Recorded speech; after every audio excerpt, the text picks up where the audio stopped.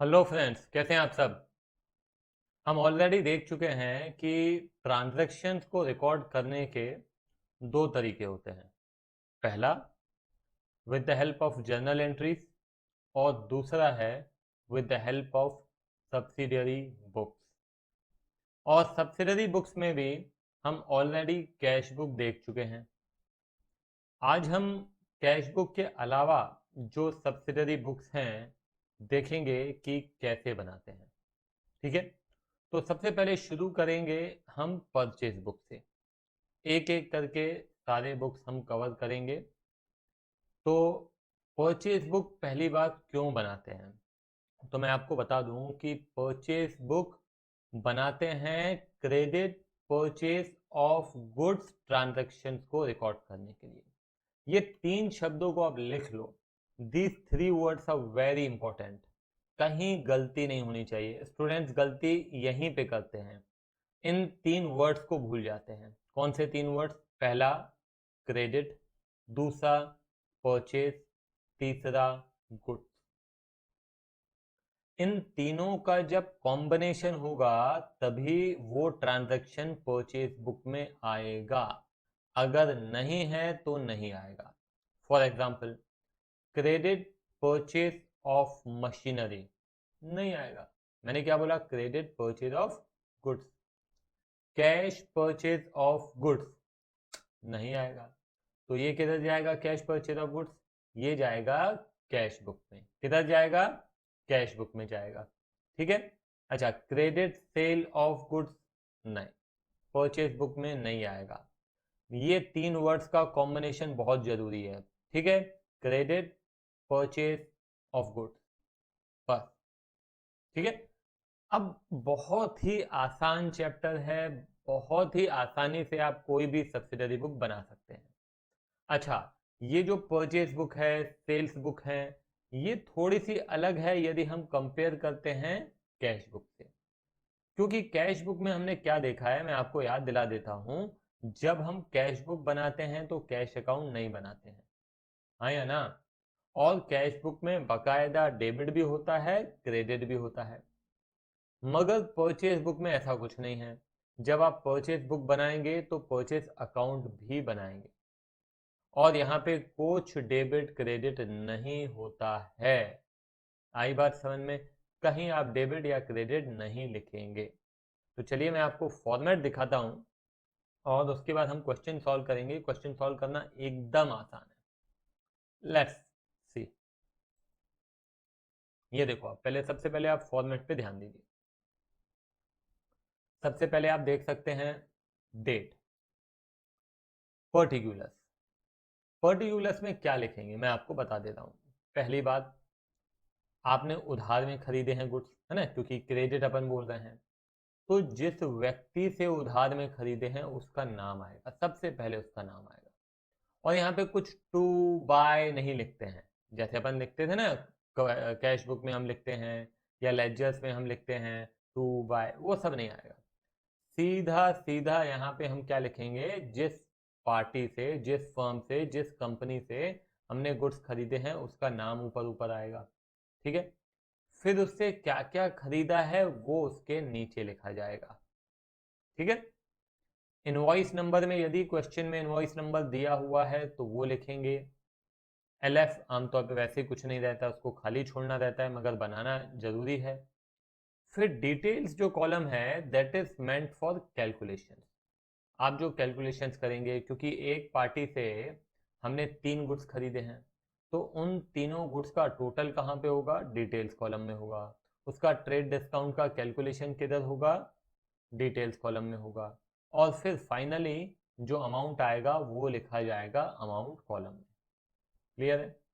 तो मैं आपको करके दिखाता हूँ, जब हम क्वेश्चन करेंगे तो और अच्छे से चीज़ें क्लियर हो जाएंगी। ठीक है, तो लेट्स सी। मैं थोड़ा सा साइड हो जाता हूँ ताकि आपको दिक्कत ना जाए। ठीक है,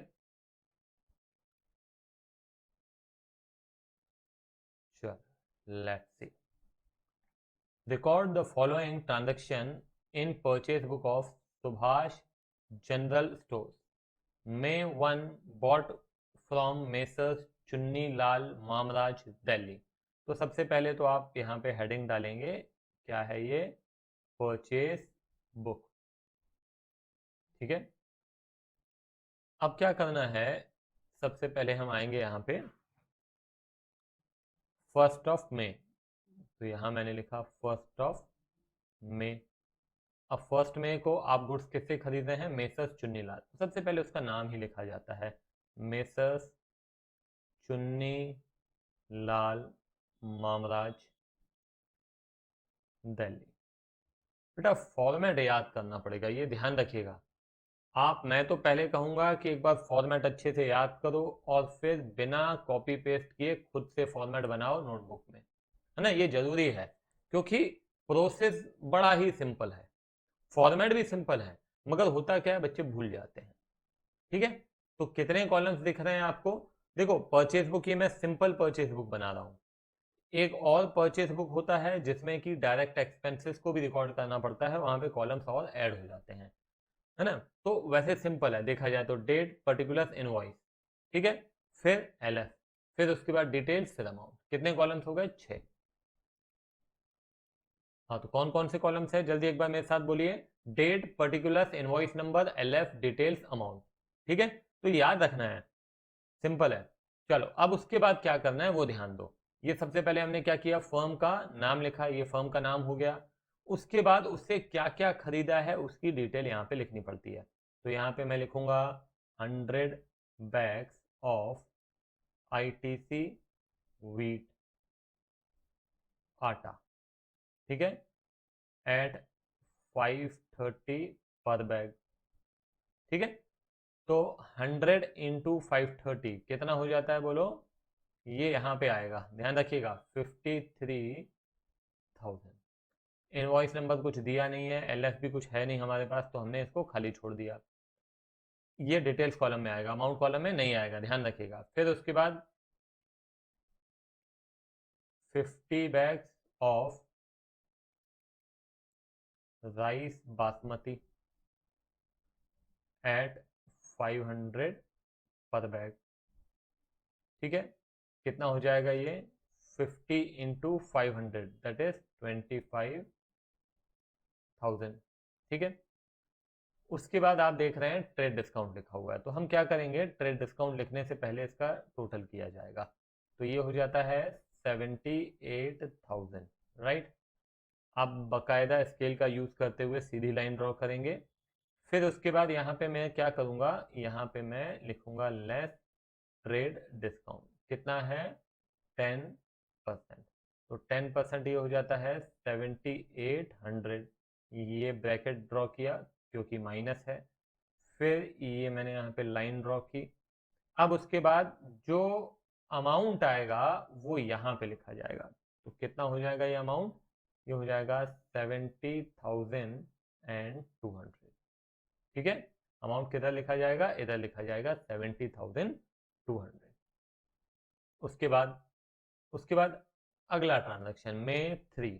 तो यहाँ पे 3rd of May। 3rd of May को क्या लिखना है बोलो, मेसर्स कनोडिया ऑयल मिल। ठीक है, दिल्ली। फिर क्या करना है यहाँ पे, 40 बैग, सॉरी 40 टिन्स है,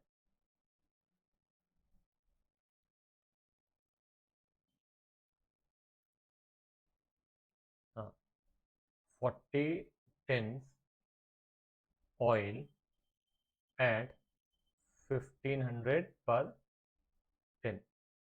तो 1500 × 40 कितना होता है बोलो, 60,000 होता है कि नहीं। फिर उसके बाद है 20 tins again, 20 tins oil at 900 per tin. 900 × 20 ये हो जाएगा 18,000, राइट। फिर उसके बाद आ जाता है ट्रेड डिस्काउंट। तो जैसे ट्रेड डिस्काउंट आए आप क्या कर दो, उसको टोटल कर दो। अगेन टोटल कितना आ रहा है, 78,000। ट्रेड डिस्काउंट है 5%, तो हम ये थोड़ा सा स्पेस यहाँ पे छोड़ते हैं हमेशा, और फिर लिखते हैं ट्रेड डिस्काउंट 5%, क्या करना है, लेस करना है। ठीक है, तो 5% कितना हो जाता है 3900, ये 3900 लेस किया और यहाँ पे अमाउंट हमने लिख दिया 74,100, ठीक है। उसके बाद अगेन आगे बढ़ते हैं हम 4th ऑफ मे।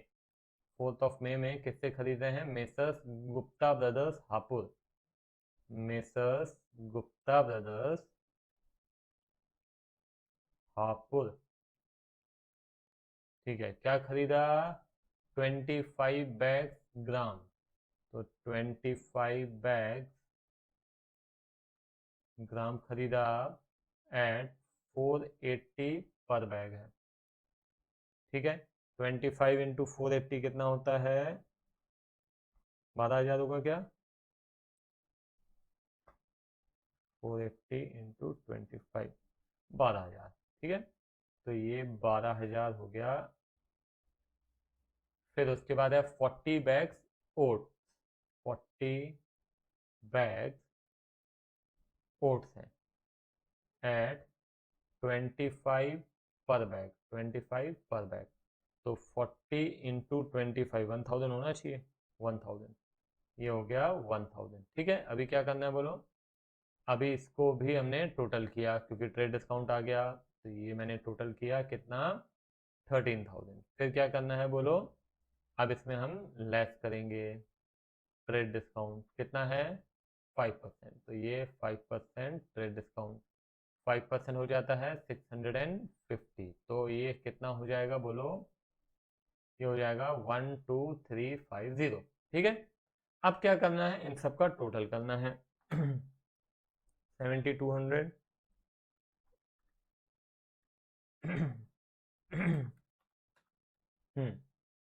ये आ जाता है 156,650, ठीक है। ये क्या आया मेरे को बताओगे आप, बेटा ये जो है ना ये एक पर्टिकुलर पीरियड के क्रेडिट परचेज ऑफ गुड्स का ट्रांजैक्शंस का टोटल है, मतलब इतना हमने उधार में गुड्स खरीदे हैं, इतना उधार में गुड्स खरीदा है एक पर्टिकुलर पीरियड में। कहाँ, अब ये 156,650 का होगा क्या, तो बहुत सिंपल है, ध्यान देना।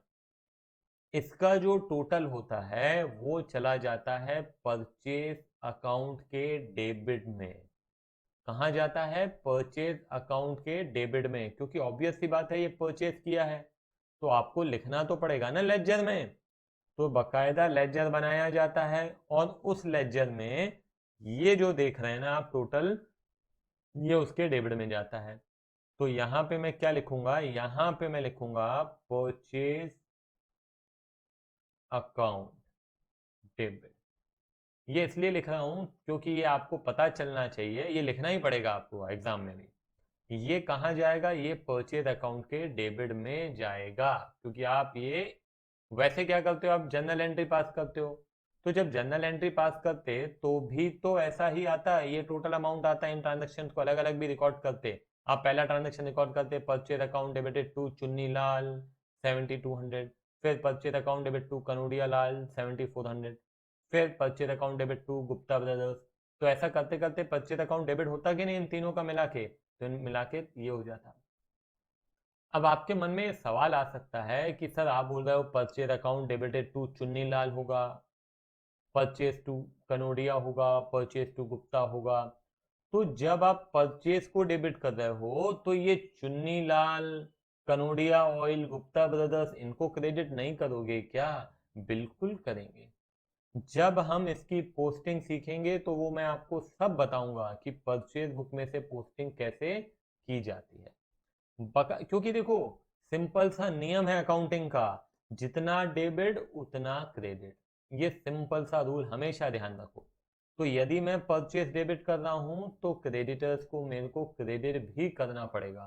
तो हम क्या करते हैं मालूम है, ये 7200 जो देख रहे हो ना, ये चुन्नी लाल के क्रेडिट में लिखा जाएगा जो लेजर हम बनाएंगे, ये कनोडिया ऑयल मिल्स के क्रेडिट में लिखा जाएगा, ये गुप्ता ब्रदर्स के क्रेडिट में लिखा जाएगा, और ये परचेज के डेबिट में लिखा जाएगा। तो हो गया बराबर, परचेज और क्रेडिटर्स दोनों बराबर बराबर, जितना डेबिट उतना क्रेडिट। अभी हम करेंगे, अभी हमने लेजर नहीं बनाया, इसमें से पोस्टिंग कैसे की मैंने नहीं बताया, तो मैं बताऊंगा, थोड़ा सा पेशेंस रखिए।